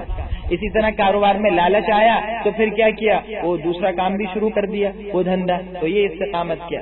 تو بھائی استقامت یہ ہے کہ انسان مکمل طور پر شریعت پر ڈٹا رہے, اور یہ سب سے بڑا عمل ہے. حتیٰ کہ اللہ تو یہاں تک فرماتے ہیں کہ جو آخرت میں پل صراط ہے, یہ استقامت جو اس کی ایک صورت مثالی ہے. جس طرح ہر چیز کی اللہ نے ایک شکل بنائی ہے, دنیا میں انسان کی شکل ہے, ہر چیز کی شکل ہے, تو پل صراط جو ہے نا, یہ استقامت کی جو ہے یہ کیا ہے, ایک شکل ہے. دنیا میں شریعت پر چلنا بظاہر تو یہ نظر نہیں آتا, نظر آنے والی چیز نہیں ہے ہماری, لیکن اس کی شکل وہ پل صراط ہے. جو انسان جتنا زیادہ دنیا میں شریعت پر چلتا رہے گا, اللہ کی نافرمانیوں سے بچتا رہے گا, خواہ وہ ظاہر کے اعتبار سے ہو, باطن کے اعتبار سے ہو, گھر میں ہو, معاشرے میں ہو, ماحول میں ہو, وہ اتنے زیادہ آسانی کے ساتھ پل صراط کو پار کر لے گا. اور وہ جو کہتے ہیں کہ بال سے زیادہ باریک اور تلوار سے زیادہ تیز دھار ہے, تو ظاہر ہے ایسے لوگ جو دنیا میں استقامت پر نہیں چل سکے. دنیا میں جب دین پر چلو گے, شرعی پردہ بھی شروع ہوگا, اور کیا ہوگا, گناہوں سے بھی بچیں گے, داڑھی بھی رکھیں گے, پائنچے بھی ٹخنوں سے اوپر کریں گے, تو لوگ مذاق تو اڑائیں گے, لوگ تبصرہ تو کریں گے, لیکن یہی تو استقامت ہے کہ ان کی جو تان و تشنیع کے تیر ہیں اس کو تھوڑا سا سہ لو, اس کے نتیجے میں جو آخرت میں وہ جو پل صراط ہے وہ تمہارے لیے بالکل آسان ہو جائے گا. اور جس نے دائیں بائیں دیکھنا دنیا میں شروع کر دیا کہ جی اس کو برا لگ رہا ہے, اس کو اچھا لگ رہا ہے, اس کو کیا جواب دوں گا, تو پھر اس کے لیے آخرت میں بھی پل صراط کو پار کرنا مشکل ہوگا. تو ان کو جو ہے وفات کے وقت میں فرشتے یہ بشارت سنا. دنیا میں تو کچھ خوف تھا, کوئی غم تھا, لوگ برا بھلا کہتے تھے, غمگین رہا کرتے تھے. اب یہ ساری چیزیں ختم ہو گئی. نحن اولیاؤکم, ہم دنیا کی زندگی میں بھی تمہارے رفیق تھے اور آخرت میں بھی. دنیا میں بھی رفیق کس طرح تھے, نیک باتوں کا الہام کیا کرتے تھے, نیک اعمال کا خیال دل میں ڈالتے تھے یہ فرشتے, اور آخرت میں بھی تمہارے ساتھ ہیں. وَلَكُمْ فِيهَا, اور تمہارے لیے اس میں یعنی جنت میں وہ کچھ ہوگا جو تمہارا جی چاہے گا, اور تمہارے لیے اس میں وہ کچھ ہوگا جو تم طلب کرو گے. نزلاً, کیونکہ یہ مہمانی ہے اس ذات کی طرف سے جو غفور الرحیم ہے، بے انتہا بخشنے والا مہربان ہے۔ ومن احسن قولا، فرمایا اور اس سے زیادہ اچھی بات کس شخص کی ہو سکتی ہے جو اللہ کی طرف پکارے اور نیک کام کرے اور وہ یہ کہے کہ میں مسلمانوں میں ہوں۔ ولا تستوی الحسنہ ولا السیئہ، اور بھلائی اور برائی برابر نہیں ہو سکتے۔ ادفع باللتی ہی احسن، برائی کو تکلیف کو دور کرو کس سے؟ اچھے طریقے کے ذریعے سے۔ فاذا الذی بینک، تو اچانک کیا ہوگا کہ وہ شخص جس کے اور تمہارے درمیان دوستی ہے، دشمنی ہے، وہ یوں محسوس ہوگا کہ وہ تمہارا گرم جوش دوست ہے۔ وما یلقاها، فرمائے یہ بات تو انہی لوگوں کو حاصل ہوتی ہے جو صبر کرنے والے ہیں۔ وما یلقاها، اور یہ بات تو اسی شخص کو حاصل ہوتی ہے جو بڑے نصیب والا ہے۔ ایک تو دنیا میں نصیب والا کہلاتا ہے، مال والا، فیکٹری والا، کارخانے والا، یا کچھ عزت و کرسی والا، تخت و تاج والا۔ ایک یہ ہے جس کو صبر ملا، قرآن کہتا ہے یہ سب سے بڑا خوش نصیب ہے۔ تو یہ صفات جس کے اندر پیدا ہوں گے، ایک تو داعی بنے گا، دعوت کا عمل اس کے اندر ہو، بات کو اپنی ذات تک محدود نہ رکھے، جو خیر ملے دوسرے کو پہنچائے، اور جہاں کوئی برائی دیکھے اس پر دوسرے کو تنبیہ کرے، نمبر ایک۔ دوسری بات متقی ہونے کا اعمال کرتا ہو۔ تیسری بات یہ کہ کوئی تکلیف دے تو اس کے جواب میں بجائے تکلیف کے خیر خواہی کا طرز عمل اختیار کرے، اس کے ساتھ اچھا طرز عمل اختیار کیا جائے۔ تو اور یہ صبر کی جو کیفیت ہے، اس نے سلوک کی کیفیت ہے، اس سے کیا ہوتا ہے؟ معاشرے میں بھائی چارہ پیدا ہوتا ہے، حتیٰ کہ جو لوگ آپ کے دشمن ہوں گے وہ بھی آپ کے دوست بن جائیں گے اور وہ اچھی نظروں سے آپ کو دیکھیں گے۔ وَإِمَّا يَنزَغَنَّكَ، اور اگر تمہیں شیطان کی جانب سے کوئی وسوسہ پیدا ہونے لگے تو تم اللہ کی پناہ پکڑو، انہو بے شک وہ اللہ سننے اور جاننے والا ہے۔ شیطان کے وسوسے کا علاج کیا ہے؟ اعوذ باللہ من الشیطان الرجیم۔ اس کی وجہ ہے کہ شیطان بڑا طاقتور ہے، تو اس کے وسوسے سے بچنے کی ایک صورت ہے کہ اس سے بڑے طاقتور ذات جو ہے وہ اس کی پناہ لے لو، اور وہ اللہ ہے۔ ومن آیاتہ، دوبارہ اللہ کی قدرت کی نشانیوں کا ذکر کیا جا رہا ہے۔ فرمایا اس کی نشانیوں میں سے ہیں رات اور دن اور سورج اور چاند، اور دیکھو لا تسجدوا، نہ سورج کو سجدہ کرنا نہ چاند کو، اور سجدہ کرو اس اللہ کو جس نے ان سب چیزوں کو پیدا کیا اگر تم اسی کی عبادت کرنا چاہتے ہو۔ فإن استكبروا، فرمایا اگر یہ لوگ تکبر کرتے ہیں تو وہ اللہ کے وہ بندے یعنی فرشتے جو آپ کے رب کے پاس ہیں، وہ اس کی رات دن پاکیزگی بیان کرتے رہتے ہیں۔ وَهُمْ لَا يَسْأَمُونَ، اور وہ تھکتے نہیں۔ انسان کتنی ہی بڑائی بیان کرے اللہ کی، کتنی عبادت کرے، فرشتوں سے آگے نہیں بڑھ سکتا۔ تو اللہ کہتے کوئی بات نہیں، اگر یہ تعریف نہیں کرتے، اگر یہ عبادت نہیں کرتے تو فرشتے کر رہے، اور بھائی فرشتے بھی جو کر رہے ہیں اس سے اللہ کی بڑائی میں کوئی فرق نہیں آ رہا، یہ تو اللہ کا ایک نظام ہے، ورنہ اللہ کی بڑائی ذاتی ہے۔ ساری دنیا ساری مخلوق کافر ہو جائے، اللہ کو کوئی نقصان نہیں، بڑائی میں کمی نہیں ہوگی، اور ساری مخلوق عبادت گزار تہجد گزار بن جائے، اللہ کی بڑائی میں ذرہ برابر بھی کوئی فرق نہیں آئے گا۔ آگے فرماتے ہیں ومن آیاتی، اور اس کی نشانیوں میں سے یہ بھی ہے کہ تم زمین کو دیکھتے ہو کہ وہ دبی ہوئی ہوتی ہے، یعنی خشک ہے، بالکل جب خشک ہے تو دبی ہوئی ہے، نمایاں نہیں ہے۔ فَإِذَا أَنزَلْنَا، جب ہم نے اس پر پانی اتارا تو اہتزت، وہ شاداب ہو گئی اور بالکل پھولنے لگتی ہے۔ ان الذی، اس مثال سے سمجھا رہے ہیں، دیکھو وہ ذات جس نے اس زمین کو زندہ کیا وہی مردوں کو زندہ کرنے والا ہے۔ زمین بالکل خشک تھی، بنجر تھی، جب بارش ہوئی تو سبزہ آ گیا، کچھ دنوں میں لہلہانے لگی، تو اب جو ہے پھول کھل رہے ہیں، اور جو ہے پرندے چہچہا رہے ہیں، اور یہ فصلیں جو ہیں یہ سب کچھ جو ہے وہ کھیتیاں لہلہا رہی ہیں، تو وہ ذات اس پر بھی تو قادر ہے کہ تم کو اسی طرح زندہ کر دے۔ انہ، بے شک وہ ہر چیز پر قادر ہے۔ ان الذین، اللہ فرماتے ہیں وہ لوگ جو ہماری آیتوں میں کجرگی تلاش کرتے ہیں وہ ہم پر مخفی نہیں ہے۔ یہ الحاد کون کرتے ہیں کجرگی؟ یہ اللہ کے وہ بندے ہیں، وہ نافرمان بندے ہیں جو قرآن کریم اور دین کے حوالے سے لوگوں کو شکوک و شبہات میں مبتلا کرتے ہیں، اور قرآن نے یہ بتا دی کہ ہر دور میں ایسا ہوگا، چنانچہ اس دور میں بھی ہے۔ تو اللہ نے یہ اعلان کر دیا کہ آج وہ لوگ جو غلط وسائل کو استعمال کر کے لوگوں کے اندر غلط نظریات پھیلا رہے ہیں، خواہ وہ کافر ہوں یا نام نہاد مسلمان ہوں، معاشرے میں بے حیائی پیدا کرنا چاہتے ہیں، بدکاری کو فروغ دینا چاہتے ہیں، لوگوں کے مستقبل سے سودا کر رہے ہیں، لوگوں کی دین کو اور دنیا کو تباہ کر دیا۔ اللہ فرماتے ہیں ایسے لوگ ہماری نگاہوں سے پوشیدہ نہیں ہیں، یہ جتنے لوگ ہیں سب اللہ کی نظروں میں ہیں، اور اللہ ان سب سے بخوبی واقف ہے۔ افمن یلقی فی النار، آپ اللہ فرماتے ہیں ذرا بتاؤ وہ شخص جس کو آگ میں ڈالا جائے وہ زیادہ بہتر ہے یا وہ جو قیامت کے دن اطمینان سے اور امن و امان سے آئے گا؟ اعملوا ما شئتم، انداز ہے کہنے کا، ڈانٹ کے طور پر کہا جا رہا ہے جو چاہے تم اعمال کرو، بے شک وہ تمہارے اعمال کو دیکھنے والا ہے۔ ان الذین کفروا بالذکر، بے شک اللہ کے وہ بندے جنہوں نے اس نصیحت کا انکار کیا جبکہ یہ نصیحت والی کتاب ان کے پاس آئی، وانہ لکتاب عزیز، حالانکہ در حقیقت یہ ایسی کتاب ہے جو اللہ کے یہاں معزز ہے اور عالی رتبے والی کتاب ہے۔ بتا دیا ایسے لوگ جو ہیں یہ اللہ کے نافرمان ہیں اور اللہ کے عذاب سے بچ نہیں سکتے۔ لا یأتیہ الباطل، اس کتاب کے سامنے سے بھی اور نہ پیچھے سے بھی اس کے اندر جھوٹ داخل نہیں ہو سکتا۔ یہ کتاب قرآن کریم ایسی ہے جو ہر قسم کی غلطی سے اور ہر قسم کی جھوٹ سے محفوظ ہے۔ قرآن نے اعلان کیا اور یہ معجزہ ہے، قرآن کا یہ اعلان بھی معجزہ ہے کہ قرآن آج تک قیامت تک محفوظ ہے۔ چنانچہ آپ کو ایسے ایسے دیہاتوں میں جس میں بچے اپنی مادری زبان میں اپنے مادری زبان کے اندر 10 سطروں پر مشتمل کوئی تحریر، کوئی چھوٹا سا کتابچہ یاد نہیں کر سکتے، وہ اس قرآن کو اپنے سینے میں اس طرح محسوس ہوئے کہ اس کا زبر اور اس کی زیر اور اس کے پیش ہر حرکت جو ہے وہ ان کو بخوبی معلوم ہے۔ تو یہ کیا ہے؟ یہ اس قرآن کا معجزہ ہے کہ اللہ نے اس قرآن کو ہر قسم کی جو ہے وہ تحریف سے بچایا، اور اس کے مضمون میں جو تحریف ہے اللہ اس سے ہی بچاتے ہیں۔ ہر دور میں جیسے حدیث میں ہے کہ ایسے لوگ اللہ جل شانہ پیدا کرتے ہیں جو اس کی حفاظت فرماتے ہیں۔ ما یقال لک، آگے حضور کو تسلی دی جا رہی ہے کہ آپ سے تو وہی باتیں کی جاتی ہیں جو آپ سے پہلے اور پیغمبروں سے کہیں گئی تھی، بے شک آپ کا پروردگار بے انتہا بخشش کرنے والا اور سخت عذاب دینے والا اور دردناک عذاب دینے والا ہے۔ ولو جعلناہ، کافر کہتے تھے یہ قرآن سمجھ میں نہیں آتا، اب عجمی زبان میں ہو۔ اللہ کہتا ہے اگر عجمی زبان میں ہوتا تو پھر بھی انکار کرنا شروع کر دیتے۔ کہتے جی انسان فرشتہ کیوں نہیں، یہ فرشتہ اتارے، تو پھر وہی مسئلہ ہے، کہیں گے جی ہاں فرشتہ تو ہماری سمجھ میں ہی نہیں آتا، نہ اس کی بات سمجھ میں آتی ہے، نہ اس کی شکل سے ہمیں مناسبت ہے، تو اب فرشتے کو انسان بنانا پڑے گا۔ جب وہ فرشتہ انسان بن جائے گا پھر شبہ ہوگا کہ یہ انسان ہماری سمجھ میں نہیں آتا۔ تو اسی طرح قرآن میں بھی طرح طرح کے شکوک و شبہات کرتے ہیں۔ بات یہ ہے کہ جب ضد ہو، ہٹ درمی ہو، تو اس کا تو کوئی علاج نہیں ہے۔ تو اللہ فرماتے ہیں ولو جعلناہ، اگر ہم اس قرآن کو عجمی زبان میں یعنی غیر عربی زبان میں اتار دیتے، لقالو، تو وہ کہتے کہ اس کی آیات کھول کھول کر کیوں بیان نہیں کی گئی۔ عربی زبان میں تو کیا کہتے ہیں کہ ان نبی کا اپنا کھڑا ہوا ہے۔ ارے بھائی عربی زبان میں ہونا خود اس کی علامت ہے کہ تم جیسا کوئی فصیح و بلیغ کوئی اس جیسا کلام نہیں لا سکتا، تو یہ اس کی علامت ہے کہ اللہ کا ہے۔ اچھا اگر ان کے اعتراض سے بچنے کے لیے کیا کرو، عجمی زبان میں کر دو، تو پھر وہی سلسلہ ہوگا۔ تو بھائی اعتراض اور جھوٹ اس کا جو ہے کوئی جواب نہیں ہے۔ اعجمی و عربی، کیا کہیں گے؟ کیا جو ہے قرآن عجمی زبان میں اور مخاطب عربی لوگ ہیں؟